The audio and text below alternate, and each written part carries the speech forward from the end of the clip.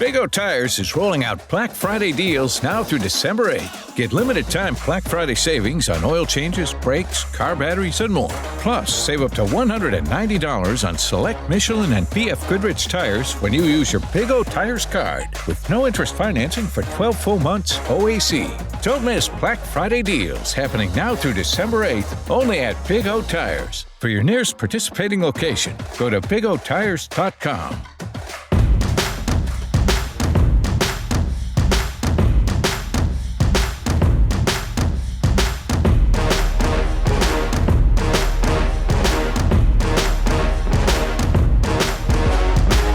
Welcome to Red Zone Extra Facebook Live. We are a reduced crew today. We are Samless today. We are utterly without Sam. But what we lack in attendance, we compensate for in quality with Herbie Teope, Vahe Gregorian, and myself, Blair Kirchhoff. We are at Big O Tires in Lee Summit.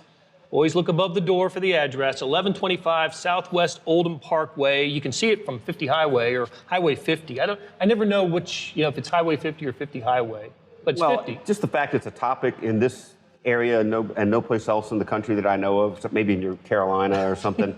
I've never, ever heard of the number being before the highway in any other place but here. But you can see it from the highway, which is one of the few Big O Tires that we've been to this year. We can see the shop from the highway. If you've driven past the Hardee's, you've gone too far. And a subject for another day is the Hardee's Carl's Jr. line of delineation. We're gonna have to get into that sometime. But today it's Chiefs. The Chiefs are on a bye week, an open week, an off week, whatever you want to call it. But we are not. We are not. We're here to talk Chiefs. Again, I said we're in beautiful Lee Summit, and I always like to recognize some of the famous folks of Lee Summit, of the town we're in, and that's Lee Summit. Drew Lock is a Lee Summit resident. Shaquille Harrison, basketball player. Evan Bain from Lee Summit. So many Lee Summit. Michael Dixon from old Mizzou basketball player. Andy Locke. Andy Locke, chef extraordinaire, businessman, and father of Drew Lock. Yeah, very much. You're missing the most important person, though. Our own Sam McDowell lives about 5-6 minutes from here. He does, and he was really looking forward to a home game today. But he and Sam Mellinger are on assignment and not with us today. So again, while the Chiefs are off, the Sams are scattered to different parts of the country working on stories, and we three are here to talk Chiefs. Before we spin it forward, I wanted to ask you guys a little bit more about the Mexico City experience, where the Chiefs beat the Chargers 24-17 on Monday Night Football, the team's only Monday Night Football game of the year. And what a scene that was. What an experience it must have been. First of all, you didn't have to change time zones, but it was a long way getting down there. Long day traveling, getting back, I suspect. What were your enduring impressions of Mexico City? Herbie, start with you. I think my enduring experience was the electricity. You cannot deny the electricity in Mexico City. The folks down there in Mexico City love the National Football League. And it was quite clear going to the stadium where you see so many different jerseys from various teams, players, Tom Brady, Antonio Dan Brown, Marino. Dan Marino, Roger Staubach. We saw a Roger Staubach jersey, a lot of Cowboys fans down there, Raiders fans. And then the amount of Chiefs fans. I mean, I saw a number 18 Sammy Parker jersey out there. Wow. Old Joe Montana jerseys, Matt Castle jerseys. He was well represented, Jamal Charles. And the list just goes on and on. But I really enjoyed the electricity of it, and you really captured that electricity during the national anthem for both countries. I know Mellinger pointed out that he got chills, and he's absolutely correct. It was just a chilling experience. It was an enjoyable experience, and it wouldn't surprise me to see more games in Mexico City as the years progressed, because the NFL found something down there. It did, and look, it was really stirring, especially, I mean, all four of us were captivated by a lot of things, but especially during both anthems. I mean, that was when they brought both flags out. And I couldn't resist taking a little video of it, just that it was exhilarating. And it really spoke to, I think, the way Mexico embraces the game. Sam McDowell last week, as we were getting ready for it in the run-up, did a story talking to some NFL officials, and they've identified, I guess, 22 million people who identify themselves anyway as NFL fans in Mexico, which coincidentally, and really is coincidentally, is about the population of Mexico City. So there seems to be a hunger for it, and it was kind of cool, as you pointed out, that it was an NFL hunger, as well as well-represented Chargers fans, or Cargadores, as we call them there, versus the Jefes, which I kind of love saying. A thing, though, that there'll be a lot of logistics if this is in the NFL future to be conquered. Many things, but start with the most simple thing that we observed, which is thousands of troops required to pull this game off. I mean, we went through hundreds just right there in the entryway with the media bus coming in, all with machine guns. 3 gates to let the media bus in.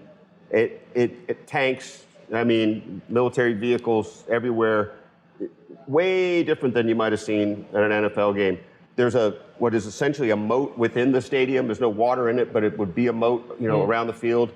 You didn't see this on TV, but police and every 10 feet down there. So that's just one of the things, right? But it's the one that's visceral and something on my mind as we come away from that experience. Yeah, security was definitely tight, and I would say it reminded me a lot of the Super Bowl. Because whenever there's a Super Bowl, there's obviously a heavy police presence, and that's what you had down there. Security was definitely top notch. Although let me share this real quick. So Sam McDowell and I made our way down to the field before the game, and I guess our credential didn't allow us down on the field, but a really nice, thoughtful security guard let us down, and we got to just see some up close and personal stuff with Patrick Mahomes and some video with that, and Mahomes greeting Roger Goodell, the NFL commissioner. As we made our way back, it was a little bit of a labyrinth, and we kept being given approval to go through the next place, and hold up our press pass to the press box, and next thing you know, we're being ushered to the Chargers locker room, and there's no guard, and we're right here. I mean, I'm as close as the door as I am to you, Blair. And, wow. And we thought we might as well turn around and not go in the Chargers locker room at that point. Right. Well, a couple of things we did see on TV that you wouldn't normally see. The condition of the field was the reason why the Chiefs didn't play there in 2018, so that was supposed to be all taken care of. But we saw a ton of divots on the field, and look, there was no Shakira concert, in advance as there was last year. There was 2 weeks before the previous soccer game was played in that stadium, but still, the field itself seemed to be an issue, at least in terms of cutting quickly and spikes creating divots. And then the other thing was just the altitude, the 7,200-foot altitude. Chiefs defensive linemen on that last series were really gasping for air. Frank Clark and those guys, Chris Jones, just even getting back to the line of scrimmage as the Chargers were in their hurry-up mode. So this was the 4th game played, the NFL's played in Mexico City, the 4th regular season game. It was the 2nd one on Monday Night Football, and all the reviews have been very positive. But I just think if this is going to be an annual event and it's going to be part of the 17th game, which that's what we're talking about next year, right? A 17th regular season game that will be played on a neutral site, probably outside the U.S. These are things that Mexico City still has to, at least the field, they've got to get that right. And teams, I don't know if the Chargers benefited from training in altitude as they did at Air Force Academy last week. But I know the Chiefs were gassed at the end of that game. They were, and they spoke about it. You spoke to a few people about it. I did. I'll go to the field real quick. I think the Chiefs, sort of led by Andy Reid, and just wanted to be gracious guests. And so you heard in the public comments after the game, mostly, well, we play in snow and ice, and some things are hard, and you just deal with the conditions. And that's very true. But sort of behind the scenes, a couple guys let on that it was really not what an NFL field should be. And that is something to be addressed if this is going to be an ongoing thing. And it makes me think about, well, if you're going to add other countries to this, I mean, right now we've really just been talking about London and Mexico City. Right. But other places and what their challenges are going to be to get up to speed before you're going to be making this more global. You know, the field, obviously, the stadium, I think, is like 80 years old. So there's a lot of things that you need to do to modernize it. An elevator would be nice, but to your point about the altitude, I don't know about you, Vahe. I like to think that I'm in pretty good shape, but going up the ramp from the bottom all the way up to where the press box was, you started feeling it. And I know some of the players were saying, yeah, they felt it as well. You can't help but feel when you're 7,200,000 plus feet above sea level. Whether that affected the Chiefs remains, none of them will come on record and say, yeah, we were gassed, but that's a consideration. This does make me wonder, and we got into it a little bit the morning after. What I don't know, and I wish, I get why Andy doesn't want to elaborate too much on this, Andy Reid, but they were kind of cut and dried and fairly certain that there were four different ways to handle getting ready for altitude, and that they chose to stay here instead of going to Air Force Academy, I guess. That's where the Chargers went.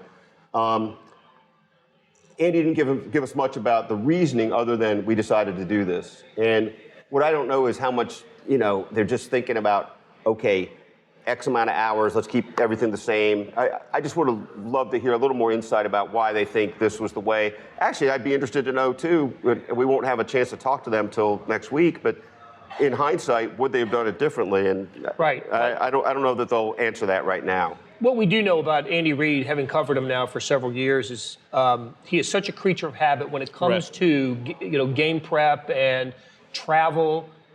They seem to travel. They had to make an exception this week to travel earlier in the day before, which was Sunday. They went Sunday morning instead. But typically on a Sunday game on the road, they leave in the late afternoon on Saturday, and no matter if it's East Coast, West Coast, Midwest, he just wants his routine. And I think his idea was just to keep the team in the routine for the week.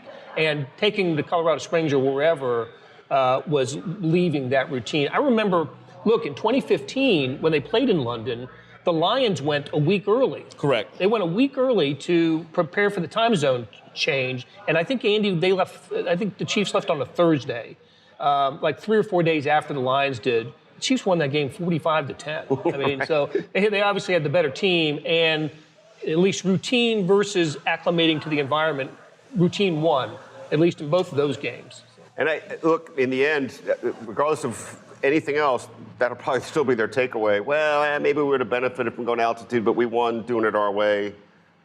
Let's do that again. He did make one concession, though, as far as preparation, because you made a very good point. Andy Reid is a creature of habit. He loves paying attention to the details. But that first practice they had on a Wednesday, typically that's in full pads. They didn't have their helmets. They didn't have their pads on. So they began the week of practice with a very light day. And I thought that was kind of interesting that he took that approach. But speaking of concessions, by the way, I thought you might refer to this. It was Andy. Andy doesn't always show his sense of humor, the considerable sense of humor that he kind of keeps hidden from us a lot. But he was asked about the altitude the other night and had this line about there wasn't much air up here at the end of the game, but it was good air. It was good oxygen. And we used it all up. Yeah. Right. Good oxygen, that's right, yeah. All right. Hey, Kyle and Jason, thanks for getting in touch, and that's how we work it here. Get in touch with us through Facebook Live. We'll get to comments and questions as they come in, and we'll try to answer as many and address as many as we can. I want to talk about two players in that game who I think are largely underappreciated. They certainly did some things that were noteworthy in the game, but I think we know Frank Clark had a fantastic game, probably the best game in the Chiefs uniform. The Honey Badger. I thought about you, Vahe, when he got his interception. And we all did. seven yards away from making you prophetic on your weekly prophecy come true. But I want to talk first of all about Dan Sorensen, and then let's get through him. I got another one I want to mention as well. But listen, Dan Sorensen plays on special teams. He doesn't start. He's only been a starter for 1 year as a Chief. 2017, he started 14 games. He's just been a complimentary guy throughout his Chiefs career, which started in 2014. He makes what turns out to be the game-winning play on the interception in the end zone. If he knocks that pass down, just knocks it down or doesn't control the interception, the Chargers have another shot, right? Because it wasn't fourth down, but he made the pick. So who got to talk to Dan after the game? Sam McDowell did. McDowell? And it was interesting. We were standing, another place we weren't supposed to be was right by the ramp up into their locker room, and we later discovered we were not supposed to be there. But so we were watching the Chiefs come in, and Daniel Sorensen still had the ball from the interception. He was still carrying it. And Sam, I can't remember whether this has made the paper yet or made the or online digital coverage yet, but Sam got talking to Daniel, and I guess he was going to give the ball to his son, who evidently roots against the Chiefs every week. So that was funny. I heard that. I hope that's a good tease to the story, unless we've already run it and I missed it. We haven't, and that is a good tease. Look for Sam McDowell's story on Dan Sorensen coming up. One quick other thing I just want to add is, really very much to your point, I think he's been maligned a little bit, sort of always seen as not quite good enough, a little heavily criticized. Right. And as Herbie got into when he diligently got up and looked at the snap counts the other morning, I think it was 71 snaps. 71 snaps. This guy played in that. Was that every defensive snap? No, it wasn't every one. Yeah, it was like 6, 7 shy of each defensive snap. But yeah, it was a season high 71 snaps. In altitude, in the altitude. Yeah, and then to have it in him to come through at that moment. To make that play at the end. Yeah, I mean. That was huge. And look, he's had plays. I mean, he had the pick 6 against Drew Brees. It was the first game you had covered back at Arrowhead Stadium after you went to New Orleans, Herbie. He had a pick 6 last year against the Raiders. He had the big interception against the Patriots in the AFC Championship game. He had the play. It was right after the fumble that wasn't a fumble on the punt return. Edelman had hit his finger, and all of Chiefs Kingdom was just furious about that call. Well, the next play was a tipped pass interception made by Sorensen that led to a touchdown. So he's had moments. Yeah, for sure. This was another moment, really nice moment for him, wasn't it? I think it also had a lot to do with the defensive personnel package that the Chiefs were running. Because they got out of their 4-3 base early. Because a prime example, Reggie Ragland, again, only played 17 snaps because the Chargers like to run a lot of 3 wide receiver sets. So the Chiefs spent a lot of time in nickel and dime packages. And at one point, I think they had all 4 safeties on the field. So, but Sorensen is a guy that, as we all know, that Andy Reid affectionately calls Dirty Dan because he trusts the guy. And he came up big. You're absolutely correct. He came up big when it mattered, the game-sealing interception, and that was huge for him. Just one other point to add, too. This was coming up big. I mean, we'll eventually go to the games that we're going to remember the season for as, playoff game, or what gets you positioned in the playoffs, or how they do against the Patriots, right? But this is the bread and butter, kind of the mortar of the season, the little big game that gets you there. Mm-hmm. Imagine if they lost that game. They'd be in second place against the Raiders, depending on what the Raiders do this weekend. Right. Going into that December 1st game, they'd have lost 5 of 7. And 4 of those with Patrick Mahomes playing the whole time. That's what that was shaping up to be while Herbie was frantically writing his game story back and forth over and over, getting ready to send at the buzzer. Can we have a blowout, please? I want a blowout, just have it written in the third quarter. Not going to happen. All right, so the second guy I want to talk about, less conspicuous than a game-winning interception, but I thought had a really good game in the amount of snaps that he had, is Mike Pennel. Bingo, yes. Defensive tackle who's been a Chief for a month, and you've written about him because he's a Topeka native. Herbie, he's a difference maker when it comes to the run stuffing, and he takes up space. He's physical. He's athletic, and this guy was inactive against Tennessee the previous week when Derrick Henry rushed for I think 1,042 yards. I think I 9 touchdowns. Right in the second half. Right. But did you guys see that as well? Mike Pennel? Well, and I'm trying to remember this. You guys might remember better, but he had the sack. Yes. But he also had a big stop early, and I think it was just a tackle for loss. First quarter, correct. A little bit of a statement play, like, okay, you're not necessarily coming in here like you've been. And I think it was you. There was a little bit of a, Mike Pennel, as that was going on, and then he kept. And I don't remember him being exploited at all. I can't say that definitively, but I thought he had some plays that stuck out, but also never got, run over. For me, my reaction to that play was, I remember I took to Twitter and said, that was Mike Pennel with a fantastic stop. Why was he inactive again last week? Right, I remember that. So I know in training camp, we talked about there might be times this year when the Chiefs go with their NASCAR front, with Okafor, Agba, Jones, Passanio, Frank Clark, and that'll and not run stuffers in the middle. And then and it's not like they've done that this year. If they have, I can't remember them doing it. But they've got to have those big guys in the middle. And that position group with Derek Nottie and Colin Saunders has played they've played pretty well. And even Joey Ivey, the guy they activated from the practice squad last week to the active roster because he was also active. But I thought, to your point, the reason why I think that they haven't gotten so much out of a NASCAR pack is because opponents had just been running right at them. And, Mike Pennell, his addition has been huge. You can't deny that. And then, the sack that he had on Rivers, just to give you an example of this, was just strictly on him from the interior push. The push he got right up in the middle of the gut there was all him, and he's a difference maker. Yeah. When you add that in, and to your point about, they've had some major injuries on the line and just a lot of flux, right? And Kendall Fuller's still been out in the defensive backfield.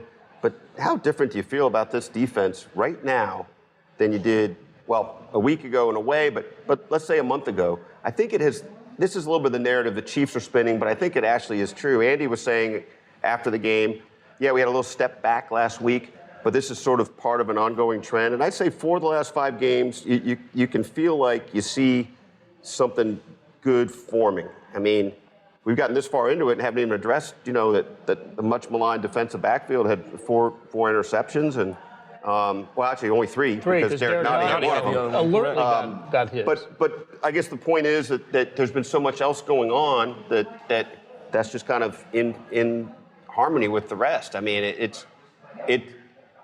if you're a Chiefs fan following the sort of soap opera of how the season's developing, I think right now you feel like you see the groundswell for something big still. You just want consistency, though. And they haven't had yet. Correct. Yeah. Because I made this point the other day I don't think we've seen a complete game yet out of the Chiefs team where all 3 areas are firing on all cylinders. That the closest we've come is Week 7 against the Broncos. That's the game that Patrick Mahomes was hurt. But it was like that was the only time where we saw everything firing at the same time. Yeah. And I thought the biggest takeaway from this game was they didn't need Superman to win it. Because the defense stepped up. I mean, Patrick Mahomes had a career low, I think it was 182 yards passing, but he wasn't needed in this game so much as he has been in the past. Right after Sam Mellinger challenged the Chiefs in his Sunday column to, stop letting Patrick Mahomes down. Yeah, right. Okay, well, Herbie, that's a great segue into what I want to talk about on the index card of knowledge, where I always interested in some numbers, some stats, and NFL rankings. And when you mentioned, Herbie, the Chiefs not having played a complete game in a while, I would say I would go back to the first couple of weeks of the season when they, blasted Jacksonville and Oakland. But if this maybe I've got some numbers here that speak to them not being able to put together a complete game. Chiefs red zone offense this year, they ranked 23rd. Touchdowns in the red zone, 50% of their possessions have ended with touchdowns. That's 23rd in the NFL. In 2018, they were second in the NFL for the season. 70% of their possessions in the red zone resulted in touchdowns. Okay, so that's Patrick Mahomes' first year. In 2017, the last year of Alex Smith, the Chiefs ranked 29th, 45%. So the Chiefs in 2019 are more like the 2017 Chiefs when it comes to red zone touchdown efficiency. And if you remember back in 2017, that was also the year Harrison Butker set the rookie record for field goals. The Chiefs were having to kick field goals in the red zone because they couldn't get the ball. What's going on with the Chiefs in the red zone this year? Before you answer, let me give you a hint of what I think. Chiefs running backs this year are on pace for the second lowest rushing total in 19 years. They're on pace for like 1,500 yards as a team. So is it a Mahomes thing? Is it a Williams-McCoy thing? What's going on with the Chiefs in the red zone? What can explain this? I think it's more the first point. It's the personnel because you don't have the running backs who are going to get you those tough yards inside the red zone. 2017, you had Kareem Hunt. Yes, correct? that's right. And Kareem Hunt was a monster that year. And half of And 2018. half of 18. Yeah, and half of 18. So this is what's going on there. The running back situation has been all over the map this season. I mean, you don't know who's going to get the most carries in one game. You know, Andy Reid wants to play the hot hand, so to speak. We thought it would be Damian Williams, but then he got hurt. He had suffered a rib injury. LaShawn McCoy suffered what Andy Reid called a head injury on Monday night. So now you're down to Darwin Thompson and Darrell Williams. It's the running backs. You got to have a running game to complement that passing game inside the red zone. Is this an offensive line issue as well? They've been hurt there too. I mean, they've had a lot of injuries. Yeah, think about this. I mean, it's definitely a factor in it. If you look at that, like Eric Fisher has just come back after going out in week 2. 8 games. LDT was out a long time. They remember that sequence, that horrible sequence at Tennessee, where they had one guy in there that started the season at his position at one point, and after like 3 straight plays where the right tackle went down, whichever right tackle it was.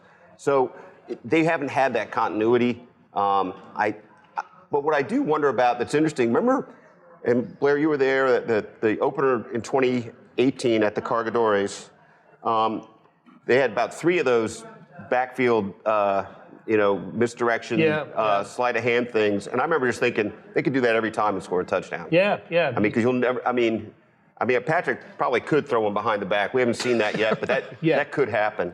So it's a combination of all these things, but I think it goes back to sort of your point, and that you amplified, Herbie, that if you don't have that threat, then the running threat, then you're sort of left not one-dimensional, but less dimensional, and they have less to have to account for on defense.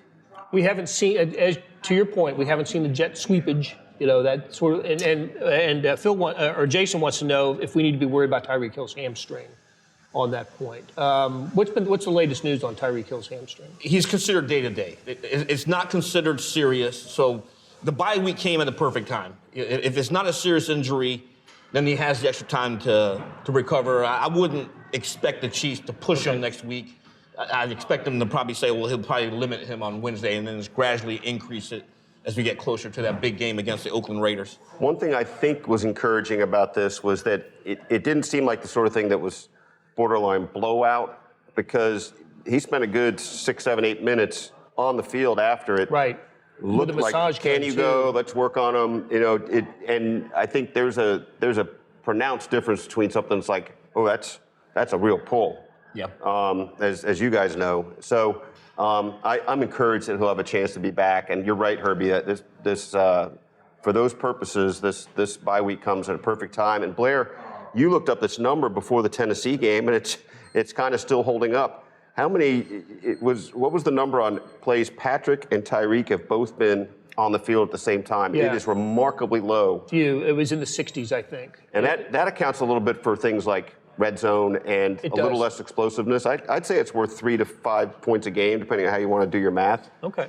To the one last point on Tyreek Hill, because you mentioned a good point that you're encouraged. Here's the other encouraging thing about that injury. He was on the sideline for the entire game after he came out of the locker room. Most of the time, if it's a serious injury, teams will keep the players in the locker room to receive immediate treatment. They didn't do that with him. So he was able to watch the game from the sidelines. And that should be encouraging that he's not seriously hurt. I suspect if this was a playoff game, he'd have been on the field, if only a decoy. They would have found a way to get him back on the field. Stand back for a punt return, if nothing else. Right, exactly. And we saw what that did with the Vikings. So let's take a couple more questions, and we'll stay with injured players. This one regards Kendall Fuller. Phil Scoville wants to know, does Kendall Fuller get a top dollar contract from the Chiefs? He's been hurt for how many games now has it been? Week 7. That's when he had his surgery. Yeah, and it's the thumb, and I wouldn't be surprised to see him back here pretty soon. But has he shown the Chiefs enough for them to invest in him in a bigger way? He has not been the playmaker I thought he might be when he came. I remember reading about him and looking at a little bit of what he had done before, and you sort of thought he was gonna flip the field a little bit here and there, right? And if not smothering coverage, also some picks, and we really haven't seen it. Now, sometimes, and I'd leave it to you guys really to elaborate on this point, sometimes a guy just does his job and it's not spectacular, and that's pretty good. I don't know that I can say that about him. Yeah, I don't know if he's worth a top-end contract, but I think for what he does for the Chiefs, it's good enough for the team. He has the ability to play outside and inside, and slot cornerbacks in the National Football League over the past couple of years have come at a premium because of the amount of 11 personnel packages that teams run, which is why you see even the Chiefs' base defense. At the beginning of the year, when I was in New Orleans, but by the time I got here, I was looking at all the starting lineups, and they always rolled out with 3 cornerbacks and Kendall Fuller defending against the slot. You can't slot cornerbacks. Good slot cornerbacks don't grow on trees. And so he's going to be certainly worth a consideration, but whether he deserves the top-end dollar remains to be seen. I remember when the Chiefs got him, he was Pro Football Focus's top rated or top, however they do it, slot corner for the Redskins, his final year there. Jermaine Grigsby asks, why did we renew the contract of the fullback and never use him? The dude is a beast. He is a beast. We're talking about Anthony Sherman. He had a big block on, whose touchdown run was it? Was it McCoy's? Yeah, it was McCoy. Yeah. Big block on McCoy's touchdown run. Listen, if you look up Anthony Sherman's stats, he doesn't get more than 4 or 5 rushing attempts a year. You know, he caught the touchdown pass in L.A., Patrick Mahomes' first game, or the first game of the 2018 season. He's not a stat guy. He doesn't put up numbers, but he's on all special teams. Yes. I think he's a heart and soul kind of player for the Chiefs. And he was a Pro Bowler last year. Yeah, and I think that's all well said. And his stats aren't going to be catches and runs, right? I mean, his stats are going to be how does he come through in these situations, and I think he knows that. And the reason that play probably worked at the San Diego Chargers of Los Angeles last year Still love that was name. because it was unexpected. I think. I mean, maybe not. It's not the whole reason, but I think they didn't really figure you have to cover him on the wheel route. Yeah. He's someone they use within the scheme. So yeah, I know it's like, why aren't we using him? It goes back to Andy Reid's offensive philosophy, but Reid is one of the very few coaches around the National Football League who still utilizes a fullback. Fullbacks are a dying breed. There's no ands and buts about it, but Sherman's value to the team is core special team. He's a veteran, and he's also a leader in that locker room. Okay, Cliff Whitegrass wants to know, did the Chiefs bring back Patrick Mahomes too early? It looked like he was limping on the run up the right sideline, favoring the right leg. One of the things that happened on that play, and we asked Patrick about it afterwards. Actually, Adam Tyser, our friend and colleague, asked him about it. He asked Patrick about getting up, little bulky, little limping after that play, and said, did he? I think the question was phrased as, did you tweak your knee a little there? Patrick just kind of laughed and said, no, my knee got hit. And it's the first time his knee's really gotten hit since he got back. And at least to hear Patrick tell it, it was like, basically, he almost literally walked it off. And I don't remember seeing any sign of that afterward on the field. I mean, I thought he was pretty mobile. So, look, I was as worried as anybody that they were bringing him back too soon. I think they knew better, and they did it right. He was stable and ready, and I don't think aggravated anything against Tennessee. And I think he's fine. And again, good time for the bye week, though. Okay. 59 yards rushing on 5 attempts. And on his first run, I think it was a 19-yard gain. And I was like, wouldn't he be injured? It was 24. Yeah, 24. Yeah. Well, he he's had perfectly runs fine. of 20, 24, and 15, and all were first down runs. Yeah. All were the Chargers in man coverage, had their backs turned to the, and he took advantage of it. It was the first time since the injury I've seen him move like that. Sam McDowell had a really interesting point about that, by the way, which speaks to a lot of different things. But with a Tyreek Hill out, Chargers were in more man coverage because you can do that with Tyreek Hill out. And thus, what do you know? Patrick sees more open field because backs are turned. They're downhill, downfield. So really alerted Patrick. And, kind of the other thing that stands out with that is that those 3 runs, 24, 20, 15, were the Chiefs' 3 longest runs of the day. The longest other one was maybe, I think, 8 yards by McCoy. And one of those runs came with Joey Bosa and Melvin Ingram in pursuit. And so when you got those 2 guys chasing after you, I don't see any issues with You're this. incentivized. Yeah. Yep. Okay. All right, so we've reached the point in the show where we talk about where the rubber meets the road, and that's where we identify. That's my phone. Herbie's phone has fallen. That met the road. Yeah, the rubber has met the road under Herbie's seat, but I think we'll be okay with that. Okay, no crack. It's not cracked. We're good. That's right. So what we usually do here is identify a player that we think will or should need to come up big in the Chiefs' next game.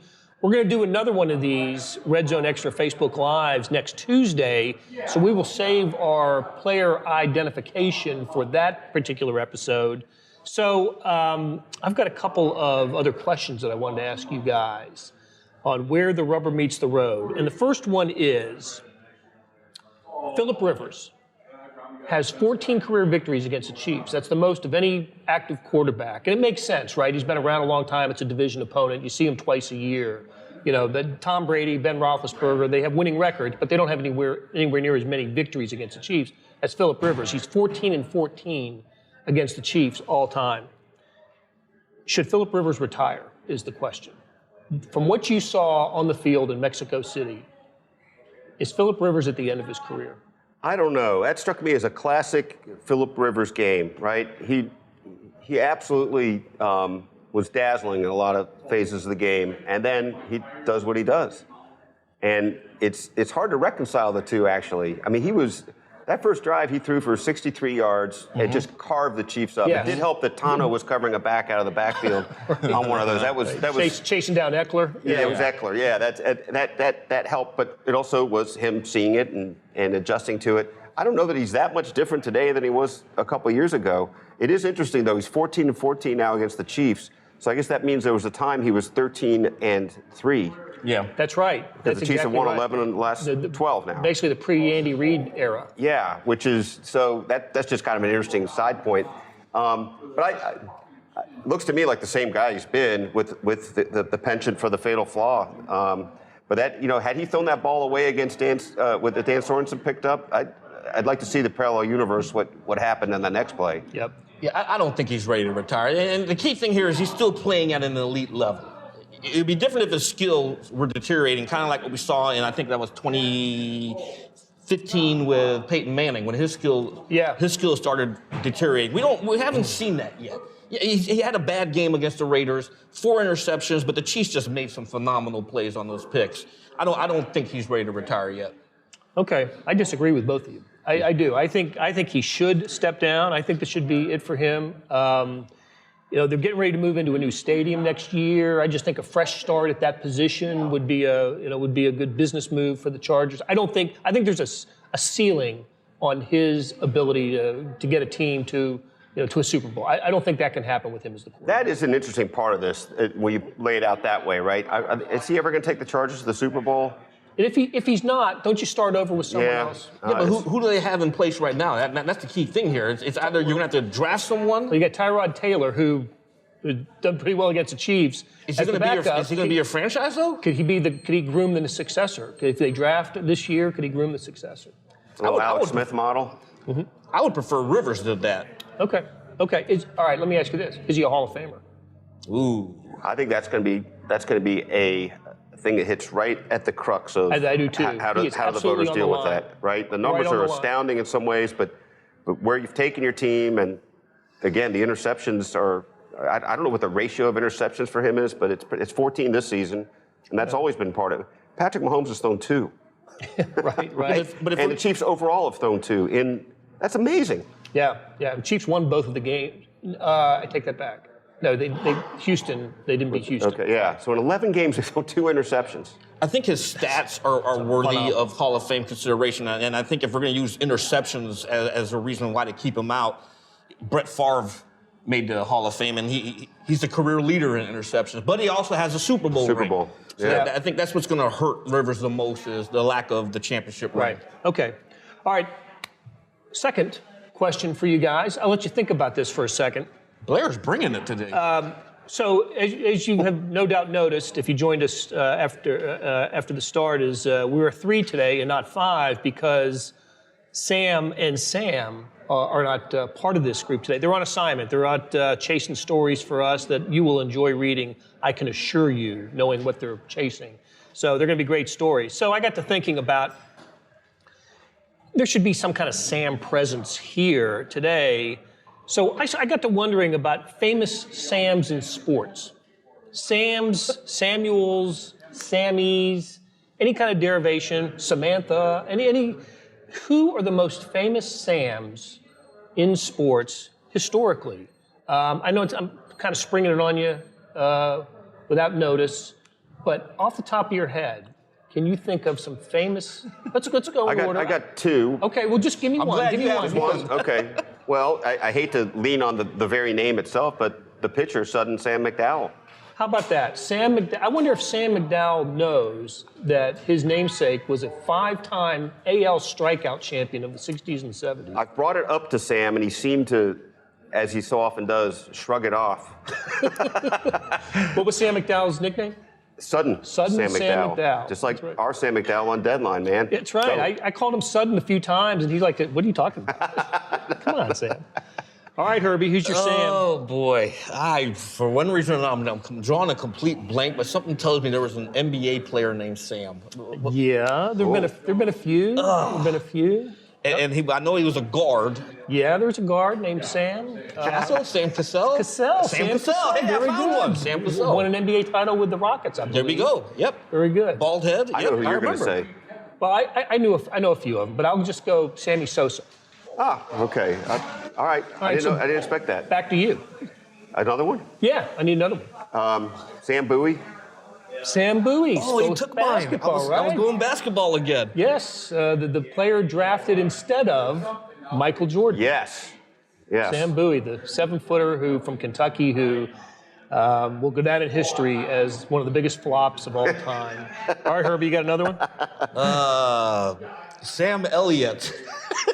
The actor. He had a cup of coffee. Yeah, Right. with I'm sure he's played an athlete at some point in All his right. life. All right, I would have given you Sam Bradford, NFL quarterback. Okay. Sam Perkins, NBA player, North Carolina basketball player. I got one other too. What do you got? Michael Sam, Oh, how about that? the former Missouri linebacker who There we go. Well came done. out while he was at Very Missouri. done. You could have gone Sam Huff, the old NFL. Sam Huff. NFL Hall Redskins of Famer. quarterback. Yep. Yep. So you can't drop these kinds of things on the set here. I'm like, my brain is going crazy. How about right Sam now. Lacey, the old Kansas City King? So there are a few of them. So that was our tribute to the Sams who aren't here. We wanted to bring some Sams who are, and we miss you guys. And we'll see Sam, at least one of the Sams, on our next broadcast next week. So a couple of programming notes. As I mentioned, the next Facebook Live, Red Zone Extra, is going to originate next Tuesday morning, Thanksgiving week, Tuesday morning, from Wichita, Kansas. We're going to take the show on the road, and we'll be at a Big O Tires in Wichita, Kansas. Tuesday, it'll be at 11 a.m., new time. Well, these are kind of edging closer to 11 a.m. Thanks to me. based on the arrival time of some of our participants. The other programming note is if you don't already listen, SportsBeat KC, the podcast, is whatever network you use to download your podcast, go get it, listen to it. There's one on there today that Vahe and I put together yesterday with Michael McCambridge, the author of the 69 Chiefs, a team, a season, and the birth of modern Kansas City. It's a wonderful read about the Super Bowl winning Chiefs and how it came at a time of great change in Kansas City. It was the downtown got a facelift. It was certainly the airport was being planned. The stadiums were about to go up, and just in times of race relations, it was just a fascinating time to be in Kansas City. All that is covered, and the Chiefs' role in that is pretty cool. It is, and I really recommend it. And it's also very interesting. I guess we need the key parallel to be the Chiefs winning the Super Bowl this year. But everything you just brought up merits another set of scrutiny again, right? Whether it's everything from a new airport coming to race relations in modern Kansas City to all these things. I mean, so hopefully in 20 years we'll be writing that book, 25th reunion or some such while we're still at it. Podcast drops every day. Every day we've got a SportsBeat KC podcast. This will serve as a podcast later in the day, and And we'll come at you again on Friday, and then all next week, the Chiefs Raiders week. We'll have a lot to say about that next Tuesday from Wichita. So for the guys, Vahe, Herbie, and the Sams who aren't here, to Beth, to Mike, to everybody who came out and saw us, thank you very much. We will talk to you again on Tuesday. Hey, it's Blair. Hey, we have a special subscription offer for SportsBeat KC listeners. Unlimited digital access to the Kansas City Star's award-winning sports coverage. Sign up now for 1 year of Sports Pass for access to all the sports news, features, and columns we have to offer. And it's only $30. That's a 40% savings off our regular rate. For your convenience, your subscription will automatically renew after the initial term at $50 unless you tell us to cancel. A lot of subscription services won't tell you that. They'll just sneak it on there. We just told you. Your subscription helps support the sports coverage of kansascity.com and the Kansas City Star. Please visit kansascity.com/SportsBeatKC offer to get this special offer. And as always, thanks for listening.